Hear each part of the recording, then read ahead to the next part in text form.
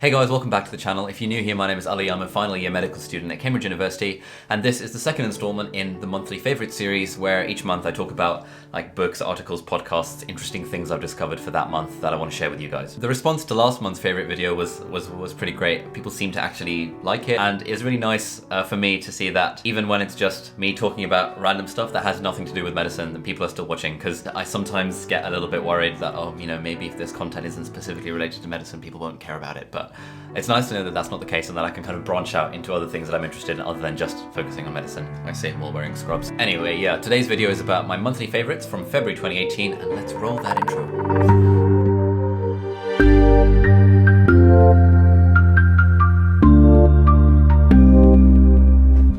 So in this video I'm going to be talking about 4 things, and they're going to be linked for your convenience in the description below along with timestamps. So if you don't want to watch the whole video, that's absolutely fine. You can just forward to the appropriate section. Firstly, I'm going to be talking about my favorite new music thing, which is the soundtrack from The Greatest Showman, an incredible film that I would highly recommend. Secondly, I'm going to be talking about a new fantasy series that I've started reading called the Kingkiller Chronicles, and the first book, The Name of the Wind, is the one that I read. It was really, really good. Thirdly, I'm going to be talking about a little productivity hack that I like using involving Google Drive, but it's can generally be applied to life, so I think you might find that useful. And finally, I'm going to be talking about a book called Crushing It, which was just released by Gary Vaynerchuk. And there are a lot of interesting lessons for entrepreneurs, for creative people, for YouTubers and stuff in that I want to share with you guys. And I think those lessons can be applied to life generally as well. So yeah, everything in timestamps down below. And now let's talk about topic number 1, which is my favorite new soundtrack. So yeah, if you haven't heard of The Greatest Showman, it's a film starring Hugh Jackman and Zac Efron, and it's basically about this guy called P.T. Barnum, who I think created the original circuses, that he brings in sort of people that were shunned by society, freaks they were labeled, and showcases their amazing talents. And the film kind of follows his story and how this circus kind of comes into being. But the soundtrack is absolutely amazing. There are a few songs that I really like on it that I'd highly recommend you listen to. I link them on my Spotify down below. So my favorite songs are, firstly, This Is Me, which is the main song of the whole thing. I really like Rewrite the Stars, which is one of those classic love songs, and it's really, really nice. And I really like the final song in the film, which is called From Now On, and that's kind of the climax. Oh, also, A Million Dreams, that's another absolute banger. So those 4 songs are the songs that I've been kind of listening to on repeat in the car, at the gym, wherever I go in my house. It's been really annoying the people I live with, and I've been trying to learn to play them on the piano and the guitar and stuff, and singing along, and I might actually do a video at some point where I post a cover of those. Comment if you'd like to see that. Or if you'd not like to see that. I'm not really sure what the deal is with posting covers of songs on YouTube. That was sort of the reason why I started YouTube in the first place, in order to post covers of popular songs, and then it kind of morphed into this sort of helping people get into medicine thing. But I still really like the whole singing music thing, and that's a big part of my life, so I'm kind of at the moment unsure as to whether it's sensible to share it on the YouTube channel. I could make a second channel, but then it's always it's hard enough maintaining one channel. Maintaining 2 would be probably a bit too much, especially when I start work as a doctor. Yeah, so let me know in the comments what you think about this whole... Basically what I'm asking is, would you still maybe watch the videos if it's me and my friends, usually medic friends actually, singing covers of popular songs? I'm concerned that people would then start unsubscribing because, what they signed up for was the medicine content, and what they're, sometimes getting is, random covers of Justin Bieber. So never mind. Yeah, let me know in the comments below. Anyway, we're talking about the Greatest Showman soundtrack. It's really, really good. Would highly recommend. Links in Spotify. The film is really good as well. It wasn't that critically appraised. I think it only got 6 point something on IMDb, and that sort of makes sense. It is sort of predictable, and the plot line isn't great, and the characters aren't amazing. But as far as entertainment value goes, it was a really good film that I'd highly recommend if you haven't seen it. Okay, number 2, I want to talk about a new fantasy series that I discovered called the Kingkiller Chronicles. So in the last video I talked about how I love the Mistborn trilogy. The Kingkiller Chronicles are significantly longer. It's kind of hard to tell how long the book is because I read them on Kindle, but I found that it was taking me a lot longer to get through the books. And I think that's a good thing because they're really good, and I actually started listening to the audiobook of the second one. I finished the first one while on GP placement. That's called The Name of the Wind. And then I started the second one, but then decided to exclusively listen to it in audiobook format. And the narration of this particular audiobook, the Kingkiller Chronicles, it's done very well. The guy does very good voices as well. The second audiobook lasts about 40 hours or something, and I'm 6 hours into it. So each time I go to the gym, I kind of look forward to going to the gym because it means I can listen to more of this audiobook. And I've kind of convinced myself not to just blitz through it on Kindle, reading it normally, because it's I like having this crutch that gets me to the gym, because otherwise it's not an inherently pleasant experience going to the gym, and once I'm there it's fine, but it's just a little sort of motivational technique that I found where I make myself only listen to this audiobook while at the gym, which encourages me to go to the gym more. But yeah, if you're a fan of fantasy, you'll love this. though if you're a fan of fantasy, you've probably read it already because it's really famous. If you're not, or if you don't normally read, then yeah, maybe start with the Mistborn series because it's probably a bit more readable, a bit sort of faster paced. So yeah, Kingkiller Chronicles would recommend. Link in the description if you want to check it out. Alright, coming in at number 3 for this month is a little productivity hack. The reason I put it in this month's video is because Google Drive, the backup and storage app on Mac, recently released an update where you can, if you have files within Google Drive and you want to share them with someone, you can right-click them from within Finder, or, which is the Mac equivalent to Windows Explorer. It's now very easy to share files with people that I've got on my Google Drive. And I'm mentioning this because this is part of a wider productivity hack that I use that I think is one of the reasons why people think I can do a lot of things in a small amount of time, because most of those things involve using a computer. And the little hack is that I really do everything I can to minimize the time between me thinking that I want to do something on the computer and that thing being done. So I've actually written an article about this on my personal blog, aliabdaal.com. Yeah, I know, it's narcissistic as hell, isn't it, having your own personal website? But I'll link that down below so you can read more about it if you're into this sort of thing. It involves using something called Alfred, or the equivalent of Spotlight, and there are equivalents on Windows as well. The idea being that you minimize how much you use the mouse or the trackpad, and you maximize the amount that you use the keyboard. So if you want to open up Microsoft Word, you hit Command Spacebar and you type in Word and it opens up. Or if you want to search something on Google, you hit Command Spacebar and just type whatever you want. Or if you want to open a file, you hit Command Spacebar, hit an extra space, and then type in the name of the file. And sort of previously, let's say I wanted to open a file deep within my Google Drive. I would click on Google Drive, I'd go in 6th year, I'd go on Projects, I'd go on Royal College of Obstetrics and Gynecologists, poster number 1, I'd click on the PowerPoint, I'd double click it, I'd open it. That would take about sort of 10 to 15 seconds to do. Whereas with using Alfred or using kind of a keyboard search function, I can just hit Command Spacebar, type in poster, and it would know that the latest poster I opened was the PowerPoint file, hit enter, and within about 2 seconds I've opened up the file that I want. Therefore, I've saved 13 seconds in between thinking of this action that I want to open this PowerPoint file and the action happening, i.e. the PowerPoint file opening. This doesn't seem like much, but this really adds up over time. And I've noticed that when I'm watching a lot of my friends who aren't as into computers, i.e. aren't as nerdy as I am, using a computer, I marvel at how slow they're getting through everything because they're sort of insisting on clicking on Google Chrome or clicking on file, start menu, files, desktop, whatever, and navigating. And it could save so much time if they embraced this whole keyboard thing. And this keyboard thing, I picked it up from a programmer that I follow. It took me a few months to actually get on this. Like in every video, he mentioned that, guys, if you're not using this, you should be using this because this will save you a lot of time. And then once I finally switched to using these keyboard shortcuts, these keyboard navigation rather than mouse navigation, it really increased my productivity when I'm on a computer. And to be honest, that's most of what we do in life these days. Most of what we do, whether it's university work or school work or anything involves using a computer. So if we can maximize our productivity on that, we are increasing our efficiency overall, and then we can either get more done in a given amount of time, or we can get it done quicker and then do more interesting things with our time that don't involve sitting on a computer, however it may be. But yeah, that's one of my biggest productivity tricks. That's a bit rogue. It's point number 3 of this month's favorites. And the final thing I wanted to talk to you about is a book called Crushing It by Gary Vaynerchuk. Now, Gary Vaynerchuk, or Gary V for short, is quite famous on the internet. He's the CEO of a social media company called VaynerMedia. He wrote a book in 2009, and that's all about the importance of setting up a personal brand, which is sort of what I'm trying to do with this YouTube channel, i.e. a personal brand is kind of where you become known as an individual, as an expert in whatever field you happen to be in.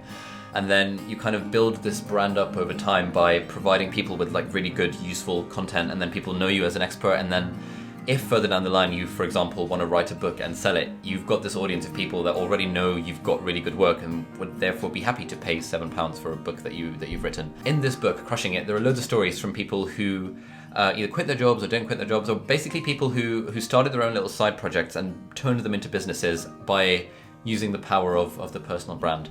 It's a really interesting read if you're into this sort of entrepreneurship stuff. I highly recommend it. There are a few quotes that I want to share. I highlighted them when reading it on Kindle, and then you can quite easily export those highlights to a text document, which is really useful. So I'm going to read you out some quotes and kind of share my thoughts about those. There are 2 in particular, though, that I want to share. The first one relates to effectively not being afraid to make mistakes. And the quote goes as follows: "Being unafraid of making mistakes makes everything easy for me." He is quoting someone whose story is in this book. "Being unafraid of making mistakes makes everything easy for me. Not worrying about what people think frees you up to do things, and doing things allows you to win or learn from your loss, which means you win either way. Hear me now, you are better off being wrong 10 times and being right 3 times than you are if you try only 3 times and always get it right." Obviously, this is not groundbreaking advice, and in fact, in any of these self-help, although that's an almost pejorative term, in any of these self-help books, you don't really get any groundbreaking advice, but it's just really useful to see things that we all kind of know to be true and find stories of people applying them, and that's what he's done in this book, Crushing It. So like, we all know that it's okay to fail, and that making mistakes is kind of a good thing because you learn from those mistakes. But I think the more we internalize this, the more success we can sort of have in life. And I've really noticed this within medicine. Often when we're in lectures or in classes or whatever, and a lecturer or a doctor asks a question, there are always very few people that are up for, you know, putting their hands up and having a go. And I've spoken to quite a lot of my friends about this who used to be in this position where they wouldn't really want to speak up, even though they probably knew the answer, or even if they didn't know the answer, they could take a guess. They wouldn't speak up, and what they sometimes said was they're afraid of getting it wrong. They don't want to look an idiot in front of their peers. They don't want the doctor to think that they're an idiot. All of this kind of stuff. And what I've read about quite a lot in a load of other books is that it's really important to have this growth mindset where. So it's like the difference between the growth mindset and the fixed mindset. The fixed mindset says, I have this set of skills, and if I get something wrong, then you kind of treat it as a personal failure on your part, and it affects your self-esteem and all that. Whereas growth mindset is more along the lines of, I know that if I get it wrong, it's all part of the process of improvement. You know, everything is a skill, everything can be learnt, and if I don't have a go, and then I'm not going to improve. And that's the growth mindset version of it. And obviously, even from the way I phrased it, and quite intuitively, the growth mindset is probably objectively better than having a fixed mindset, because it means you're more open to learning. It means you're, in a way, less arrogant about your own abilities, and you're also more sheltered from your own personal self-esteem being hit by particular failures. But yeah, this point about not being afraid to make mistakes was a really good one. And in the context of this guy setting up his personal brand, it really made me think about why I started this kind of talking to the camera, this YouTube thing. Because kind of with YouTube, I said this in my very first vlog where I decided I was going to start vlogging. You really have to not really care what people think, because you're sitting there talking to a camera or roaming around holding a gorilla pod in public with like a massive camera and a massive microphone. And that was one thing that I really struggled with initially, that, what are my friends going to think? What are people in my year going to think? They're going to think I'm a narcissistic prick for, having the audacity to set up a YouTube channel. But now that I've done it, I'm really glad to have done it. And even if this channel doesn't get any bigger, even if this is the best it's going to get, then I've still had, at least 50 messages from various students saying, thank you a lot, I really liked your videos, it really helped me with my interviews. And that wouldn't have happened if I hadn't been kind of afraid to make the mistakes, and afraid to, if I'd been afraid to kind of just put myself out there and try and share what I know with the world, as corny as that sounds. But yeah, that's my little motivational quip of the day, number one. So that was something that I picked up in this book and kind of reinforced it for me. And secondly, I want to talk about another concept, and that's the concept of document, don't create. Gary Vee mentions in the book that a lot of times let's take YouTube for example, you're making a vlog or you're making some kind of video, and you feel the pressure to create something good. And a lot of times people, and including me, I've had this a lot, I think that, this video's not very good, or I can't film this video because I'm not good enough to make this particular thing. And we put this whole pressure on creating content, creating a video, creating a story, and it makes it a lot harder to actually get stuff done. Whereas what Gary Vee says in the book, and this was sort of groundbreaking for me because I'd not come across this concept before, is that instead of creating, think of it as just documenting. Like, you're just documenting your life, or you're documenting the things that you currently know, or you're documenting your process of learning something. So, for example, if I'm doing a vlog about a day in the life on GP placement, which is coming up soon, I would think of it as I'm just documenting. I'm not creating content. I'm not trying to create an interesting story. All I'm doing is documenting. And this kind of mindset of documentation only just really takes the pressure off it. It makes it a lot easier to create content. Taking the document, don't create approach means you're conceivably going to pour a shitload of boring content into the miasma of boring content already living on YouTube. That was quite a nice quote. I was like, that's something that I'm sure all YouTube struggle with. They always worry, and I definitely do it every single time, is this video too boring? Is it just going to add to the amount of boring content on YouTube? And he goes on to say that, actually, if it does, that's absolutely fine, because if you realize you don't have an audience and you realize that the market is not there or it's not working, then at least you've tried it, and now you know that you're probably not suited for video at this moment in time. But if you try it and it goes well, then he tells loads of stories of people who've done the same and they've built their personal brands and it's gone really well for them, and they've been able to quit their boring corporate jobs and do something they love, like medicine or YouTube or whatever. So this document, don't create thing was quite new for me, and that was something that I wanted to share with you guys. I suppose it's not really relevant to most people, but actually, I don't know, I think if you do any sort of creative work, then it's good to share your work with the world. I've got quite a few friends who are really into art and who are really good artists, but very few of them actually post this stuff online because they always say, oh, I'm not good enough, all I'm doing is copying this other artist, this, that, and the other. And then I've got this other friend, Marcus, who his artwork is just as good as all the others. It's not any better, really. It's pretty solid. And he posted it on this website that creates like merchandise, t-shirts, mugs and stuff. And all the money he makes from the sales of those, he donates to charity. And that's a really good thing that he does. He puts his content online, he shares his work with the world, even though he still thinks inside that, oh, it's not very good, it might be a bit crap. It's not, it's really good. I'll link it down below. You can check out Marcus's merch. But he shares it with the world, and this sharing thing is generally really, really good to do. There's another really good book that I'd recommend if you're into this sort of thing called Show Your Work. It's by a guy called Austin Kleon, and that he makes the point that, you know, just document this process of learning. Like, let's say you're learning to become an artist, or you're learning to program, or, you know, just put your stuff online. If you're learning to be a writer, put your work online, and, you know, just have this kind of backlog of content that you've designed over time. And what Gary Vee says in this book, Crushing It, is that the whole point of having this sort of backlog of content isn't that it's useful in this very moment, but it will be useful 5-10 years from now, if and when you do make it big and people see that, oh wow, this person's been writing about this topic for the last 10 years. Wow, that's really awesome. Even if no one reads your content in the present moment, even if no one's watching these videos right now, it's fine, because this is fun to do. It's a long-term thing, and all I'm doing is documenting the process of learning. And I want to be documenting my journey as a junior doctor, documenting my journey as a medical student. But yeah, I've rambled on quite a bit. Crushing It by Gary Vaynerchuk. I recommend subscribing to his channel. He's got a good podcast as well. He's written some interesting books. The vast majority of his content is completely free of charge. His books are almost free because they're like books and you can get them from a library. And in fact, he makes the point that he doesn't really care if you buy his book or not. Find it in a library, find a pirated torrent PDF of it if you like. All he cares about is sharing the content, because he's focused on this long game of building this personal brand and helping people out. And I find that quite an inspirational thing. Someone asked the other day who my inspirations are, and I think Gary Vee is definitely one of them in terms of this whole share useful content with the world, and at some point down the line, maybe you can sell a book to them or something, you know, for all it matters. Yeah, so that's the fourth thing that I wanted to talk about, and that is Crushing It by Gary Vaynerchuk. So yeah, that brings me to the end of the video. Monthly favorites from February 2018. If you watched this far, then thank you so much. You're amazing. Thank you very much for watching. If you liked the video, please give it a thumbs up and all that. Just to summarize, we talked about number 1. What did we talk about? We talked about number 1, The Greatest Showman. We talked about number 2, The Kingkiller Chronicles. Number 3, this productivity hack of increasing efficiency on the computer, and number 4, Crushing It by Gary Vaynerchuk and his associated content. Everything is going to be linked down below. If you haven't seen some of them and you might like to, timestamps below, all of that stuff. But yeah, thank you so much for watching. If you like the video, please give it a thumbs up. If you haven't subscribed yet, please consider doing so. If you have any questions at all, or if you have anything interesting to, or even not interesting, if you have anything to add at all, please leave a comment down below, and I promise I'll get back to you, because I literally read everything and reply to everything, because it's awesome that people are commenting on these videos. But yeah, thanks very much. I'll see you in the next video. Bye-bye.